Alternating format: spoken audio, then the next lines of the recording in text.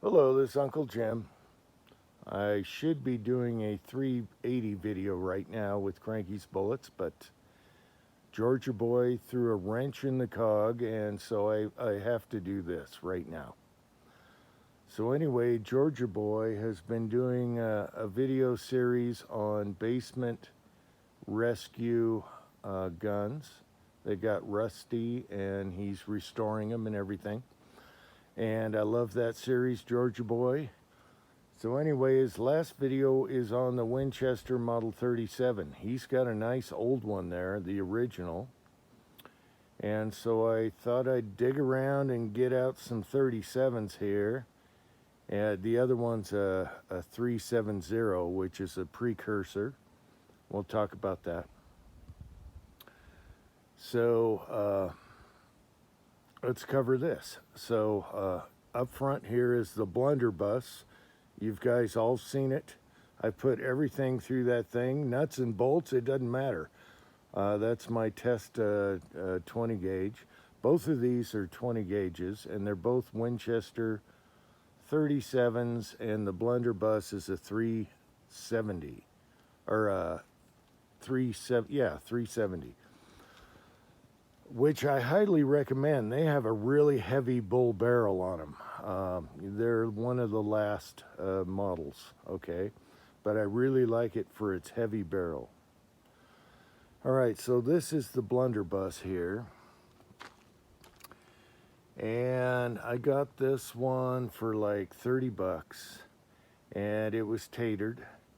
And I decided to chop it and make a blunderbuss. It's totally legal, 19 and something inch barrel. Overall length is legal. And in hindsight, I wish I would have kept the stock instead of making a pistol grip out of it. It would have been a little more useful, but it's very fun to shoot. And a funny story about this one is Preacher came over and I made him shoot it. And for the first time when he shot it, the handguard came off in his hands, and he looked at me like, what the hell? I hope I have that video somewhere. It was funny as hell. So Preacher, stay off. He knows what I'm talking about. So anyway, I decided to chop this one. It was really cheap. I kind of wish I had left the original stock, because it is such a great gun, and it's so mild to shoot with the super heavy barrel. And that's my test gun for 20 gauge. All right. All right, so here is a little newer than Georgia Boy's, is Model 37. He's got the loop on the lever here. That's the rare one. And so me and my son found this, and we're like, oh, we need another. So we picked this one up at a pawn shop. And I don't know, I can't see in the camera how bright we are right now. I've done nothing to it really. And it has a choke on it, okay? Now, the funny story on this one. Uncle John came to visit, and we have ground squirrels around here. They're huge. They're like mini rabbits. They're gigantic. And he was digging a family home under my front porch stairs, and so that had to be fixed. And so Uncle John witnessed from the kitchen window with my son while I shot this huge squirrel, and I took the entire back off of the squirrel with this thing. And so Uncle John remembers that one, and the poor little bugger didn't feel a thing. So this one has a choke on it. I put a side saddle on it, so I have my extra rounds. And it's in decent shape, but, you know, nothing to write home about. Where this one was really cheap, and I just have so much fun with the blunderbuss. I don't know why. It's not practical, but you can aim it like a regular shotgun, and it doesn't kick in 20 gauge.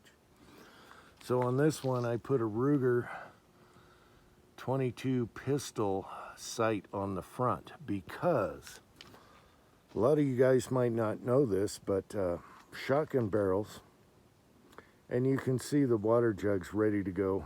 Anyway, shotgun barrels are kind of curved sometimes. And what I realized was when I chopped this barrel, that it shot, the point of impact was way off, so I had to put a tall sight on it, and I just grabbed an extra Ruger 22 front sight and put that on there, and now it's dead on. So maybe we'll take 2 pops. I really don't have a target, but we'll just shoot 2 pops for Georgia Boy. In this video, I was like, you better shoot it after this video, and sure enough, he did. The ejectors work good on here as far as I remember. I know this one does. This one I'm not totally sure on, but you can put a stiffer spring in there if you want it to eject over your shoulder. All right, so there's these. I cannot see in my camera right now to see if we're good or not. All right. Okay, here's the other sides. Now I said side saddle. Actually just the stock saddle thingy. I put on the long one so I have extra rounds. And then you can tell where someone had a butt pad on here because there's a difference in the wood. But I'm just gonna leave it. It's a porch gun, truck gun, quad gun, whatever. And then you can tell the difference in barrel size, the thickness. This thing is thicker than snot. And I'd like to find another one of these, the 370 model. All right, let's shoot it. I don't have ice targets. It's too warm out. So I'm just gonna shoot out there, 1 shot each for Georgia Boy. All right. Okay, now the 37 with the fixed choke on the barrel.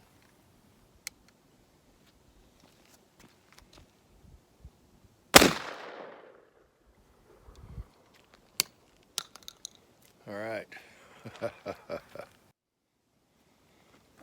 All right, blunderbuss, milk jug.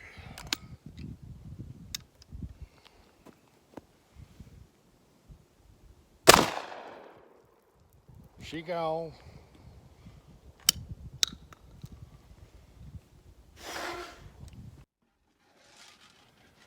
Will you look at that? Listen. There is shot in that milk jug. Yes, the blunderbuss. Love that thing. Oh yeah, the blunderbuss. All right. I would have never thought in a million years I'd capture birdshot in 1 jug.